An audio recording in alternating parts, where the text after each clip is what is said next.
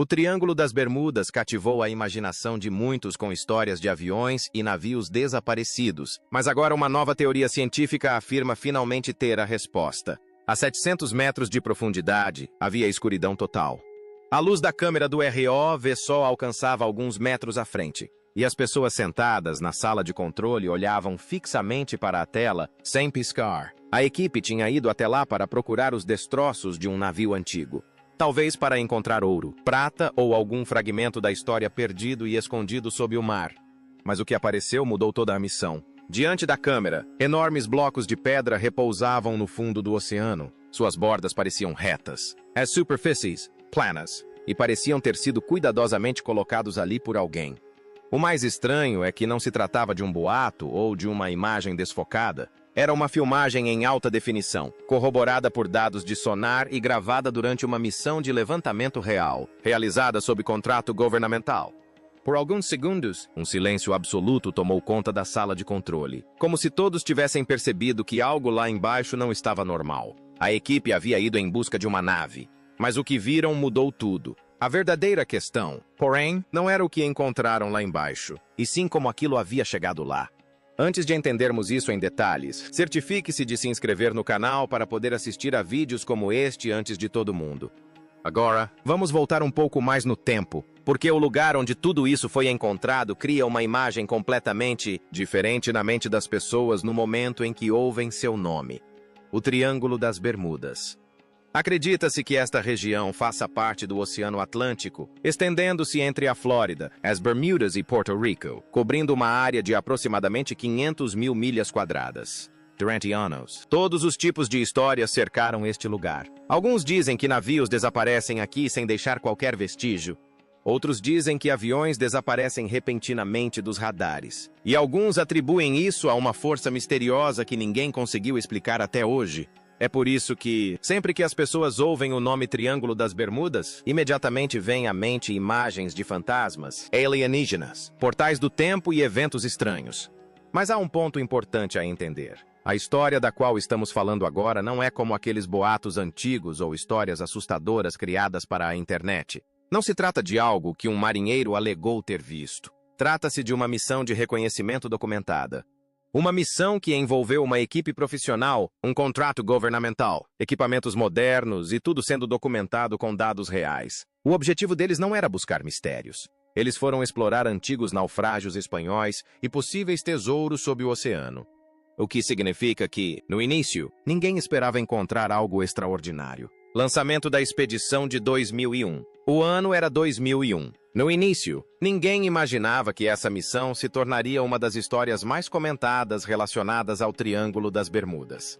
Naquela época, ninguém estava focado em uma civilização perdida ou em um mistério oculto sob o oceano. A missão tinha um objetivo muito simples e claro: encontrar os destroços de antigos navios espanhóis. Navios que se acreditava terem afundado séculos atrás, levando ouro, prata e valiosos tesouros para o fundo do mar.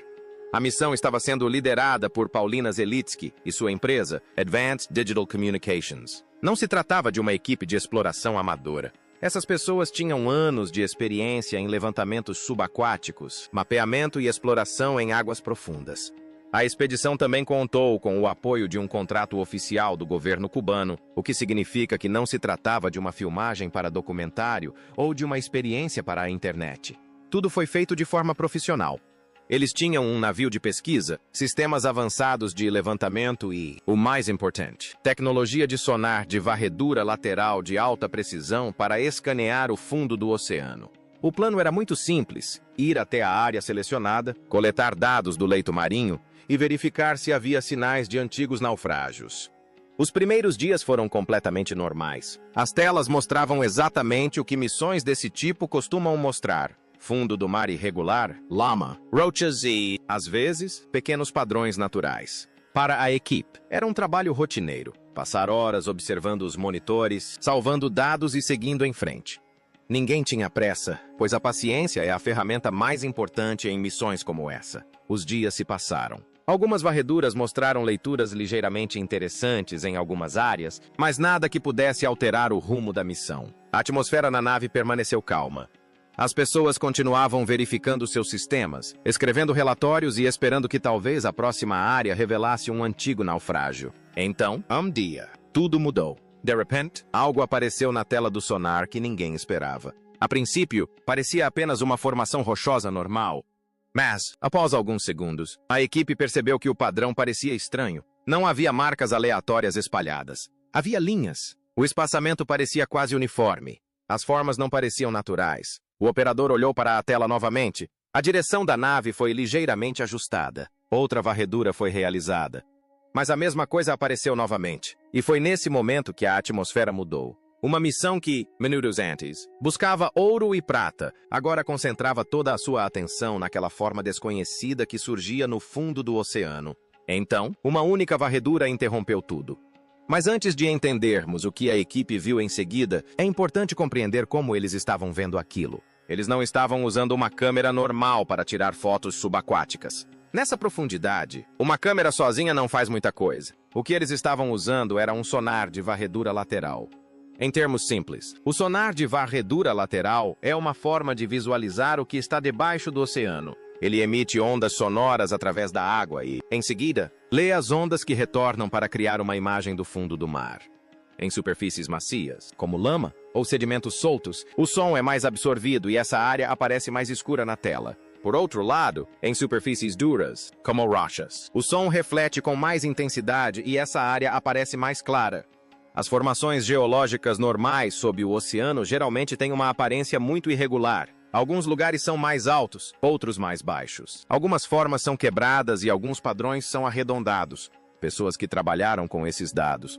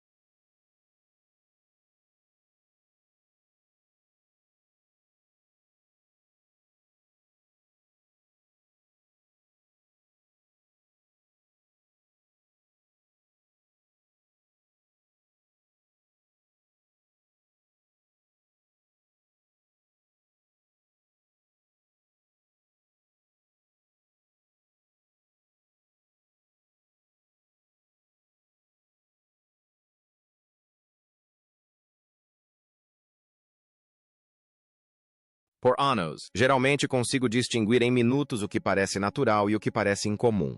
E foi exatamente por isso que o que apareceu na tela naquele dia chamou a atenção de todos. No início, algumas áreas brilhantes surgiram na tela. Ninguém prestou muita atenção a princípio.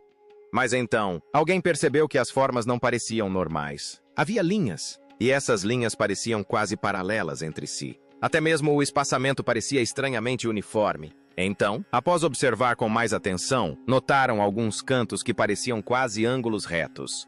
Nesse momento, a equipe profissional entrou em ação. O técnico de sonar imediatamente presumiu que poderia ser um erro do sistema. Ele ajustou o ângulo do navio e realizou outra varredura. O mesmo resultado apareceu. Então, ele alterou as configurações de ganho para eliminar o efeito de sinais fracos ou excessivamente fortes. Mesmo assim, o resultado foi o mesmo. Em seguida, ele mudou a frequência para obter uma resposta de profundidade diferente. Nada mudou. Até então, a equipe ainda acreditava que a tela do sonar poderia estar mostrando algum tipo de erro. Mas então, eles perceberam algo que mudou toda a atmosfera: sombras. À primeira vista, pode não parecer importante. Mas para quem passou anos analisando dados do fundo do mar, as sombras são uma das pistas mais fortes. Isso porque, no sonar, as sombras não aparecem aleatoriamente. Quando as ondas sonoras atingem um objeto e não conseguem alcançar a área atrás dele, uma seção escura aparece na tela. Isso significa que algo está acima da superfície circundante. Se o solo for completamente plano, não se formam sombras. Se algo estiver enterrado sob sedimentos, também não se formam sombras. E se for apenas uma fina camada de rocha, geralmente também não se vê esse efeito. A equipe voltou a olhar para a tela. Então eles começaram a perceber que aquelas formas não eram apenas marcas brilhantes. Sombras nítidas estavam se formando atrás delas. Isso significava que algo elevado existia lá embaixo. Algo que tinha forma, contornos e se erguia acima do fundo do mar. Naquele momento, as expressões na sala de controle começaram a mudar. O técnico de sonar pensou imediatamente que talvez fosse apenas uma ilusão causada pelo ângulo. A direção do navio foi ajustada novamente. Outra varredura foi feita no mesmo local. A mesma coisa apareceu novamente. Agora a situação começou a parecer mais séria. A equipe decidiu que não chegariam a nenhuma conclusão com uma única observação. Fizeram uma segunda passagem sobre a área, depois uma terceira, uma quarta e uma quinta. Cada vez de uma direção diferente, a uma velocidade diferente e com configurações de varredura alteradas. Mas todas as 5 varreduras deram o mesmo resultado. Em todos os locais escaneados, o mesmo padrão aparecia, as mesmas formas retas, o mesmo espaçamento, as mesmas sombras. Nesse ponto, ficou difícil culpar a máquina, pois se o sistema estivesse com defeito, os dados teriam mudado a cada vez. Mas aqui, a mesma coisa continuava aparecendo repetidamente. Depois disso, a equipe abriu seus bancos de dados. Primeiro, compararam com padrões de naufrágios antigos. Nenhuma correspondência. Em seguida, verificaram estruturas de coral. Nada parecia semelhante. Então, compararam com formações geológicas marinhas conhecidas. Ainda sem resposta. Lentamente, uma coisa começou a ficar clara. O que quer que estivesse aparecendo lá embaixo nunca havia sido registrado naquela área. Não se parecia com nenhum naufrágio conhecido, nenhum padrão de coral ou qualquer formação geológica normal. Missão Arrow V, descendo na escuridão. Agora a decisão estava tomada. O sonar continuava a fornecer as mesmas leituras repetidamente, e a equipe percebeu que não podia mais prosseguir apenas com base nos dados. Se realmente houvesse algo lá embaixo, eles precisavam ver com os próprios olhos. Então, deram o próximo passo, enviando um ROV, veículo operado remotamente a uma profundidade de 700 metros. Todos a bordo do navio sabiam naquele momento que aquela missão não era mais uma pesquisa comum. Descer 700 metros abaixo da superfície parece simples quando se ouve falar nisso, mas o oceano é um mundo diferente. A essa profundidade, a pressão ultrapassa as 70 atmosferas. Nenhum ser humano pode ir lá diretamente. E se uma máquina falhar lá embaixo, muitas vezes não há como recuperá-la. Se o cabo se romper, a câmera desligar ou uma vedação falhar, o ROV permanece no fundo do oceano para sempre. Não há segunda chance lá embaixo. É por isso que a equipe se preparou com tanto cuidado.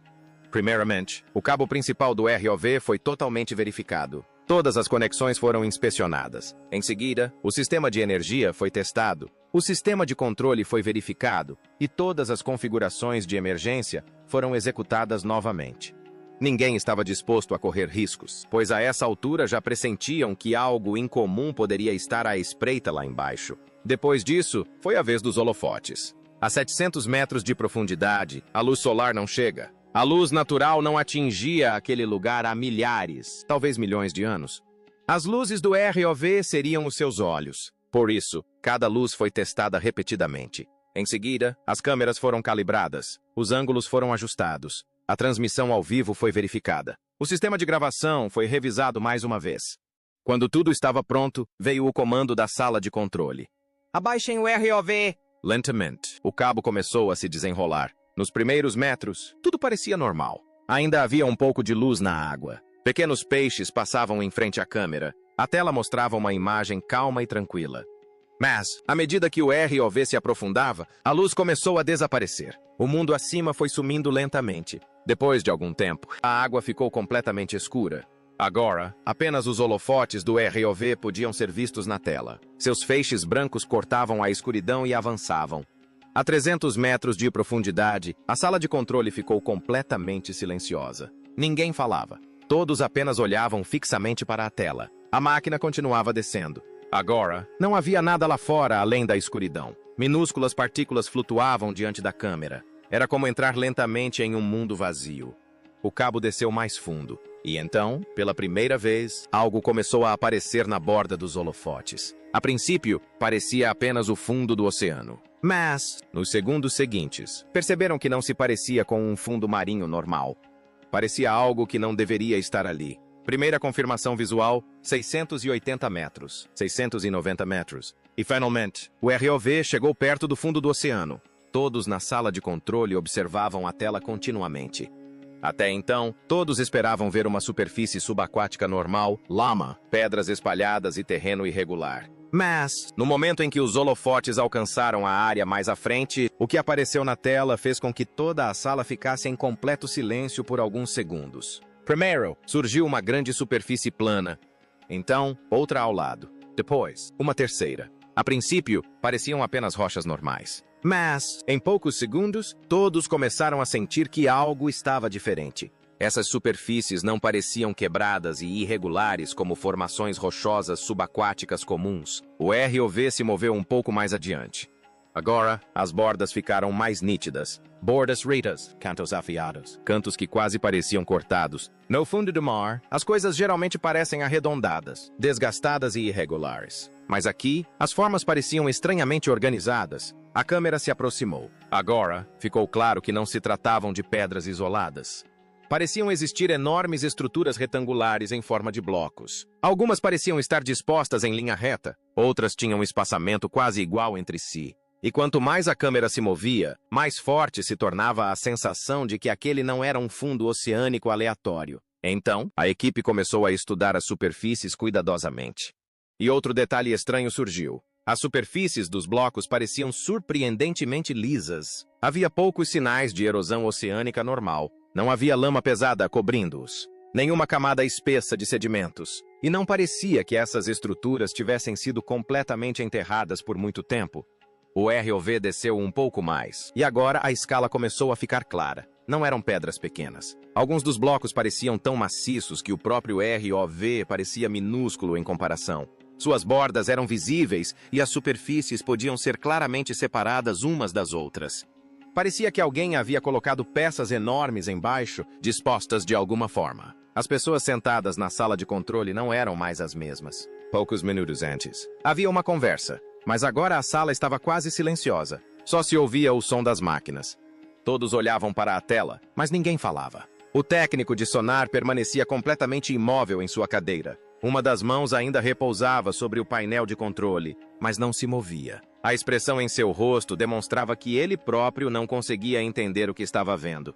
Um membro da tripulação aproximou-se da tela. Outro segurava a borda do console com tanta força que as pontas dos dedos ficaram pálidas. Ninguém chegou a nenhuma conclusão. Ninguém disse que aquilo era uma cidade ou uma civilização perdida, mas todos os rostos carregavam a mesma pergunta. O ROV continuou avançando lentamente. Os holofotes continuavam a rasgar a escuridão. E na tela, blocos cada vez mais semelhantes apareciam. Alguns em linhas, outros a distâncias iguais. Algumas eram tão organizadas que qualquer um que as observasse por um instante poderia pensar. Agora, a questão não era mais se algo existia lá embaixo. E a verdadeira questão era, será que a natureza poderia criar algo assim? Porque muitas vezes, no fundo do mar, descobrem-se coisas que à primeira vista parecem feitas pelo homem, mas que depois se revelam completamente naturais. Assim, a equipe decidiu que agora todas as possibilidades seriam verificadas uma a uma. Primeiro, analisaram as correntes oceânicas. O oceano nunca está verdadeiramente parado. A água está sempre em movimento abaixo da superfície. Correntes que fluem por milhões de anos podem desgastar rochas, quebrá-las e criar formas estranhas. Às vezes, o fundo do mar desenvolve padrões que, vistos de cima, podem parecer estradas ou muros. Mas foi aí que surgiu o primeiro problema. As correntes oceânicas não organizam as coisas. Elas as espalham. Quando algo se quebra debaixo d'água, os pedaços geralmente se espalham em direções diferentes. Mas o que aparecia na tela era completamente diferente. Linhas retas, espaçamento uniforme e padrões repetidos. Em seguida, a equipe analisou a segunda possibilidade, atividade vulcânica. Isso porque, em muitas partes do mundo, a lava resfriada pode criar formações estranhas. Em alguns lugares, as rochas parecem tão organizadas que, à distância, podem parecer paredes construídas por humanos. Mas quando a equipe estudou as imagens do ROV com mais cuidado, essa teoria também não se encaixou completamente. Superfícies formadas por atividade vulcânica geralmente apresentam mais quebras. Suas bordas são frequentemente irregulares, mas, neste caso, alguns dos blocos pareciam ter bordas muito limpas. Algumas seções pareciam tão retas que as pessoas começaram a se perguntar: será que a natureza sozinha poderia realmente criar algo assim? Depois disso, surgiu uma terceira possibilidade: as forças tectônicas. Em outras palavras, o movimento das placas tectônicas da Terra. Às vezes, enormes porções de terra racham sob pressão e criam formações que podem parecer organizadas. Essa teoria parecia mais forte do que as outras. Mas mesmo aqui, havia um problema. As forças tectônicas podem fragmentar a Terra, mas não a organizam em linhas.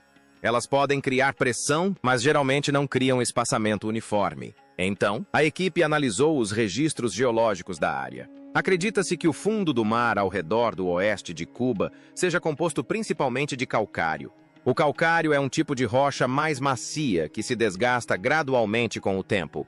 Em condições de águas profundas, suas superfícies geralmente começam a se fragmentar e a erosão se torna claramente visível. Mas as imagens do ROV pareciam contar uma história diferente. Então, o que estava causando isso? A equipe continuou revisando os dados repetidamente. Cada teoria respondia a algumas perguntas, mas deixava outras sem resposta. Até então, depois de tudo o que tínhamos visto, a estrutura em comum, seu formato, sua localização e todas as questões a ela relacionadas. O próximo passo mais importante era ouvir a opinião dos especialistas. E é aqui que surge uma das partes mais surpreendentes. Nenhum especialista renomado afirmou categoricamente: sim, esta estrutura foi construída por uma civilização antiga. Mas ninguém disse claramente não, isso é completamente normal. Em vez de se esclarecer, o mistério se aprofundou ainda mais. Primeiramente, vamos falar sobre Manuel Iturralde Vinet. Ele é considerado um pesquisador que compreende profundamente as estruturas marinhas, a geologia e as mudanças naturais. Ao analisar esse tipo de alegações e imagens, sua abordagem foi muito cautelosa. Ele não tirou conclusões precipitadas. O argumento dele era que os ambientes subaquáticos podem, por vezes, criar formações que parecem artificiais, mas que na verdade são resultado de processos naturais. Contudo, ao mesmo tempo, outra coisa ficou clara. Os dados disponíveis também não eram suficientes para afirmar de imediato que o caso era completamente natural. Agora, vamos falar sobre Greg Little. A visão dele era um pouco diferente. Ele argumentava contra a tomada de decisões precipitadas em casos como esse. Segundo ele, se um local apresenta repetidamente padrões, formas ou sinais que não parecem normais, eles não devem ser simplesmente ignorados só porque não se encaixam no nosso entendimento atual. Greg Little levantou um ponto importante: a investigação. Segundo ele, qualquer descoberta incomum não deve ser descartada imediatamente como uma piada ou fruto da imaginação. Se a questão é complexa, a investigação também deve ser abrangente. Melhor escaneamento, mais pesquisas, mais equipes trabalhando no caso. Só então poderemos nos aproximar da compreensão da verdadeira natureza da estrutura. E é aqui que surge a maior questão. Se algum dia, no futuro, for comprovado que essa estrutura não é natural, o que isso realmente significaria? Isso não significaria simplesmente que algo antigo foi descoberto. Significaria que talvez tivéssemos que repensar quando as civilizações realmente começaram. Será que os humanos já faziam algo muito antes da história que conhecemos atualmente? Será que algo desapareceu com o tempo e se perdeu? Ou será possível que, mesmo hoje, ainda entendamos muito pouco sobre o mundo oculto sob o oceano? Uma teoria contrária surge então a questão: e se tudo isso não for tão misterioso quanto parece? E se o que estamos vendo como uma estrutura antiga ou um segredo oculto for, na verdade, apenas a natureza fazendo seu trabalho? A primeira explicação que as pessoas trazem é a de fraturamento geológico. Parece um pouco complicado, mas, em termos simples, no interior da Terra, a pressão, a temperatura, a água e o movimento das rochas continuam por milhares e milhões de anos. Às vezes, devido a todas essas forças, começam a se formar rachaduras dentro das rochas, seguindo certos padrões. Aos poucos, esses padrões criam formas que podem parecer construídas por humanos. Os maiores exemplos disso podem ser vistos em diferentes partes do mundo, onde formações rochosas naturais parecem tão retas e uniformes que, à primeira vista, dá a impressão de que alguém as cortou e organizou. Mas depois descobriu-se que eram completamente naturais. Então, os céticos dizem: talvez a mesma coisa tenha acontecido aqui também. Surge então a teoria da formação de blocos naturais. Isso significa que, sob o oceano ou no subsolo, grandes rochas podem, às vezes, se fragmentar e se acomodar de maneiras que as fazem parecer blocos ou paredes. Agora, se você as observar de cima ou examiná-las de um ângulo limitado, o cérebro humano naturalmente começa a conectar padrões. E isso nos leva ao terceiro ponto: a ilusão do sonar. Essa é uma ideia muito interessante. Quando se explora o fundo do mar, a tecnologia de sonar é frequentemente utilizada. Não se trata de uma câmera convencional, mas sim de uma imagem criada por meio de ondas sonoras. Mas eis o problema. O sonar nem sempre fornece uma imagem perfeitamente nítida. Às vezes, devido ao ângulo, à distância, às condições da água e ao processamento de dados, aparecem formas que não estão realmente lá. Imagine algumas rochas dispostas de forma organizada e o sonar as conecta. Na tela, elas podem parecer estradas, muros ou prédios. Mas quando os pesquisadores se aproximam e verificam diretamente, a história pode ser bem diferente. E é aqui que entra um nome muito importante: Robert Ballard. Sua abordagem sempre foi muito direta. Seu ponto de vista é simples. Se uma alegação é extraordinária, então as evidências também devem ser extraordinárias. Ou seja, se alguém afirma que uma civilização perdida foi encontrada sob o oceano, então apenas fotos não bastam. Formas estranhas por si só não bastam. Mais evidências são necessárias. E é aqui que o lado cético se torna mais forte. O que estava faltando? Primeiro, as amostras. Ou seja, nenhuma rocha ou material foi coletado daquele local e testado em laboratório. Segundo, a datação isotópica. Ou seja, nenhum teste científico foi realizado para determinar a idade real da estrutura. Terceiro, a perfuração. Ou seja, nenhuma investigação mais aprofundada foi realizada para entender o que as camadas subjacentes estavam revelando. E quando esses três elementos estão ausentes, a ciência para por aí. Porque a ciência não avança com base na imaginação, ela avança por meio da investigação. Problema do tempo e teoria da civilização perdida. Imagine, por um instante, que tudo o que foi encontrado sob o oceano não fosse natural. Imagine que alguém o tivesse construído. Então, a próxima pergunta surge automaticamente. Se os humanos o construíram, quando foi construído? Porque o maior problema aqui não é a estrutura em si, é o tempo. E é exatamente isso que torna toda essa história tão misteriosa. A profundidade em questão, cerca de 700 metros abaixo da superfície, não é nada comum.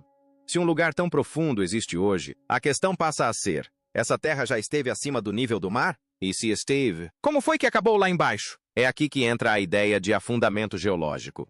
Em outras palavras, a Terra nunca fica parada. Durante milhares e milhões de anos, as placas tectônicas continuam se movendo. Algumas terras se elevam, outras afundam, os oceanos se expandem, montanhas se formam.